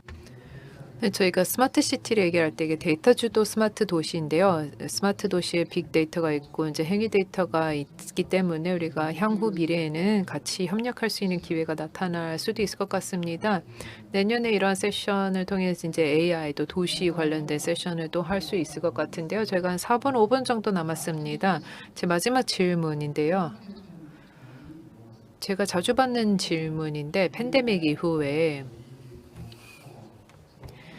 뒤로 돌아갈 것인가 아니면 앞으로 나아갈 것인가인데요. 여기에 대해서 한 1분 정도 말씀해 주실 수 있을까요? When I look at 예, 분명 변화가 있다고 생각합니다. 올해 인덱스를 보면은요, 많은 도시들이 전략을 재형성하는 것을 볼 수가 있습니다. 사람들이 예를 들면 SDG와 좀 더 부합하도록 또는 뭐 그린시티, 스마트시티로 나아갈 수 있도록 사람들의 행동을 바꾸도록 하는 것. 제가 보기엔 이제 이러한 변화가 더 있을 것이라 생각하고요. 그리고 또 많은 회사들이 이제는 회사로 출근하는 것이 일주일에 하루 이틀 정도밖에 안 된다고 하는데요. 그래서 이러한 변화 때문에 도시 공간도 바뀌고 또 주택 공간도 바뀔 수 있을 것이라고 봅니다. 또 포스트 코로나 이후 이 포스트 코로나 상황에는 또 다양한 기술이 더 활용이 되면서 그래서 예를 들면 뭐 AI가 더 활용이 되고 또 산업 기술도 더 많이 활용을 하면서 보다 더 많은 기술이 우리의 일상생활로까지 파고들 것을 생각합니다. 그래서 어떤 사회적인 변화가 발생할지 기대가 높습니다. we don't 네, 저희가 시간이 많이 없기 때문에 간략하기만 하겠습니다. 향후 AI가 우리에게 큰 도움이 될 수 있다. 우리가 올바르게 사용만 한다면 도움이 될 수 있다라고 말씀을 드리겠습니다. 네, 그 뒤로 갈 것인지 아닌지에 대해서 이런 좀 이분법적으로 답을 할 수 있는지는 모르겠습니다. 저희가 분석했던 SDG 같은 것을 보면은 어떤 차원에 있어서는 좀 뭐 개선이 된 것을 보기도 했었고요. 온라인 뭐 수업들이 확산되면서 그러기도 했습니다. 그래서 교육, 기술, 에듀테크에 접근할 수 있는 이런 집단의 그런 그 절대 수적으로만 보면은 코로나 이전보다는 물론 향상이 됐습니다. 그래서 그것은 계속 지키면 좋겠죠. 하지만 또 우리 뭐 기후 변화에 지금까지 했던 투자가 좀 많이 유실이 됐던 것은 다시 회복을 해야 되겠습니다. 그래서 이렇게 그냥 무조건적으로 다 뒤로 돌아갈 거냐 말 거냐라는 식으로 이분법적으로 봐서는 안 될 거라고 생각하고 있고요. 다만 지금 이런 저희가 지난 한 2년, 한 3년 동안에 있었던 이런 다양한 trial and error를 통해서 우리가 실수도 해보고 다시 제기를 해보고 하면서 했던 이 경험을 통해서 SDG에서 우리가 놓쳤던 부분을 메워야 되겠다고 생각합니다. 네, 김 교수님. 예, 저도 마찬가지입니다. 다른 분들이 말씀하신 것하고 큰 차이가 없는데요. 제가 보기에는 일종의 실험적인 시기를 거친 것 같습니다. 도시나 또는 도시에서의 삶이라는 맥락에서 보았을 때 가능한 것이 무엇인지, 아직도 가능한 것이 무엇인지, 불가능한 것이 무엇인지, 계속 불가능한 것은 무엇인지 등등에 대해서 시험을 해볼 수 있는 시기였다고 생각하는데요. 그러다 보니까 전적으로 미디에이션이 된 또는 전면적으로 미디에이션이 되지 않는, 다시 말해서 대면이냐 비대면이냐 이제 이런 상황으로까지 나누어졌는데, 어쨌든 지금까지 우리가 전통적이라고 생각했었던 것들, 상식적이라고 생각했었던 것들, 특히나 도시 상황에서 상식적으로 생각했었던 많은 것들이 바뀌는 것을 보았습니다. 그래서 팬데믹이 종료된 후에 아마도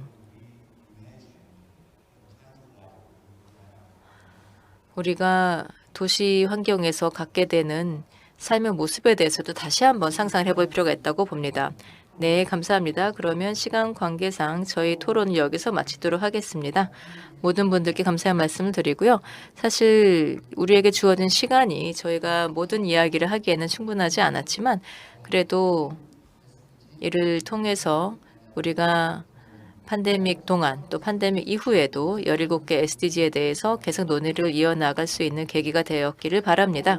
다시 한번 모든 참석자분들께 감사의 말씀 드리며 특히나 온라인 오프라인 참가자분들 감사드립니다. 좋은 하루 되시길 바랍니다. 대단히 감사합니다. 김 교수님과 패널리스트 여러분. 빅데이터의 세계에서 살면서 길을 잃을 수가 있는데요. 우리 교수님들께서 지금까지 기울이신 노력에 대해서 존경의 뜻을 표합니다. 우리에게 주어진 데이터를 좋아하고 또 이를 분석을 하는 데 있어서 기울이는 노력에 대해서 감사의 말씀드립니다. 우리가 데이터를 활용을 하는 것은 데이터를 한 번 활용한다고 해서 자본이나 또는 다른 자원처럼 고갈이 되거나 줄어드는 것이 아닙니다. 그래서 이를 통해서 앞으로 우리가 지속적으로 계속 분석과 배움을 이어나갈 수 있을 것이라고 봅니다. 감사합니다.